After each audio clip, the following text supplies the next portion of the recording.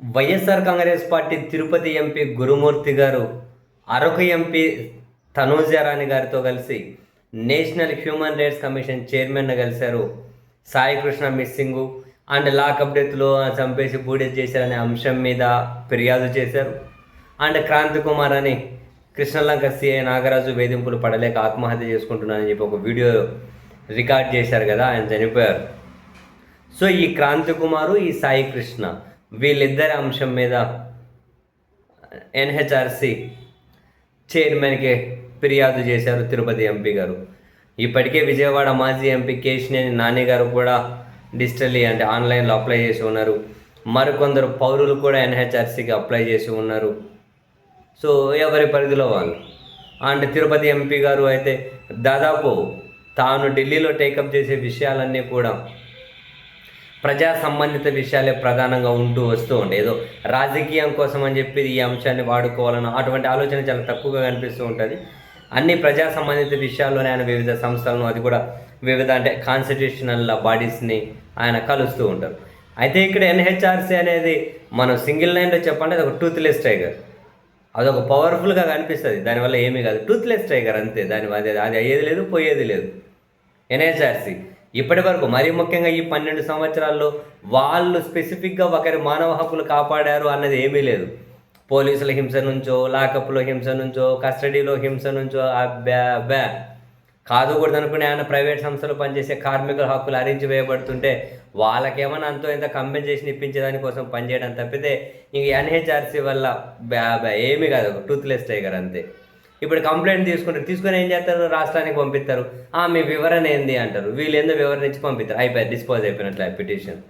ఇంతలో మాత్రానికి అదెందుకు ఉందంటారా? ఉంది, ఎందుకంటే ఐక్యరాజ్య సమితి ప్యారిస్ ఒప్పందం ఉంది కదా, even United nations Paris agreement ప్రకారం ఒక హ్యూమన్ రైట్స్కి సంబంధించి ఒక ఫార్మల్ బాడీ ఉండాలి కాబట్టి ఉంది. ఓ ఫార్మల్ బాడీ ఉండాలి, ఉండి ఏం చేస్తారు, వాళ్ళ దగ్గర కంప్లైంట్ రాగానే సంబంధిత రాష్ట్రానికి పంపిస్తారు. ఏంది అంటారు, వాళ్ళు ఏదో వివరణ పంపిస్తారు. ఆ వివరణ కంప్లైంట్ చేసిన వాళ్ళకి ఇద్దరు అయిపోయాయి. ఇంకా దానికి ఏదైనా చర్యల కోసం సిఫారసు చేసే హక్కు ఉంది, దానికి అధికారం ఉంది. కానీ ఎప్పుడూ కూడా అందుకే అనేది దాన్ని టూత్లెస్ టైగర్. ఇట్లాంటి ఢిల్లీలో చాలా ఉన్నాయి, ఇది ఒకటి టూత్లెస్ టైగర్. పళ్ళు బీగి పక్కన పెట్టింటారు. ఎప్పుడన్నా కనుక కేంద్రంలో ఉన్న వాళ్ళకి అవసరమైతే ఆ పీకుడు పళ్ళు తగిలించుకొని బయలుదేరుతారు అప్పుడు, అంతే. ఇంకా ఈ టూత్లెస్ టైగర్లు అందరూ ఏ విషయం మీదైనా అరే ఇప్పుడు ఆంధ్రప్రదేశ్లో ఇంత పెద్ద ఇష్యూ జరుగుతుంది 3-4 రోజులకు పైన నుంచి. ఒక యువకుడు కనపరాకుండా పోయి 40 రోజులు అయిపోయింది. ఒక పోలీసులు కొట్టి చంపేశారు, బూడిద చేశారని చెప్పి తల్లిదండ్రులు మీడియా సమావేశం పెట్టి ఏడుస్తూ ఉన్నారు. ఒక మాజీ ముఖ్యమంత్రి కూడా వెళ్ళి పరామర్శించారు వాళ్ళ ఇంటికి. ఇంత విషయం వాళ్ళకి తెలియదా ఢిల్లీలో ఉన్న వాళ్ళకి? మరి ఏ రాష్ట్రంలో ఏం జరుగుతుందో తెలుసుకుని ఆ బాడీ, ఆ మెకానిజం కూడా లేదా? సంవత్సరానికి 75 కోట్ల రూపాయల వరకు ఎక్స్పెండిచర్ ఉంది కదా, ఖర్చు పెడుతున్నారు కదా.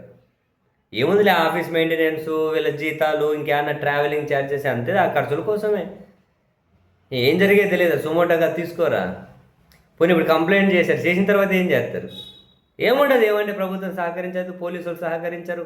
పోలీసులు సహకరిస్తారు? అసలు నిందితులే పోలీసులు అయినప్పుడు వాళ్ళు సహకరిస్తారా?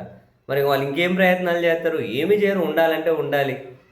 ఇంకా సరే, ఎవరెవరు దానికి ఫిర్యాదు చేయాలి, అదేదో పెద్ద పవర్ఫుల్ అని చెప్పి కొందరు అనుకోవడం, వాటికి పోవడం, వేరే ఆప్షన్ లేదు. సరే, అది మామూలుగానే పవర్ఫుల్లే, కానీ ఏం ఎగ్జిక్యూట్ చేయదు, వేస్ట్. ఇప్పుడే తిరుపతి ఎంపీ గారు కూడా టూత్లెస్ టైగర్ దగ్గరికి వెళ్ళి ఫిర్యాదు చేశారు. దాని మీద నెక్స్ట్ రాష్ట్రానికి పంపిస్తారు, డీజీపీకి, చీఫ్ సెక్రటరీకో, వాళ్ళకి వీళ్ళకు. వీళ్ళు ఏదో వివరణ పంపిస్తారు, ఆ వివరణ ఎంపీ గారికి ఇస్తారు, అది డిస్పోజ్ అయిపోతుంది. ఇంకా దానివల్ల ఏది లేదు, పోయేది లేదు. ఏ పోలీస్ హింస దగ్గర నుంచి కూడా, ఏ పోలీస్ హింసని కూడా ఈ ఎన్హెచ్ఆర్సీ ఆపింది లేదు, పెట్టింది లేదు. అదేం అయ్యేది లేదు, పోయేది లేదు. ఏందో ప్రభుత్వాలే నియమిస్తాయి వాళ్ళను, ఏదో ఆ ప్రభుత్వాన్ని సాటిస్ఫై చేయడం కోసం వాళ్ళు ఇచ్చే జీతాలు తీసుకొని ఉంటారు. అంతేగా జరుగుతున్నది.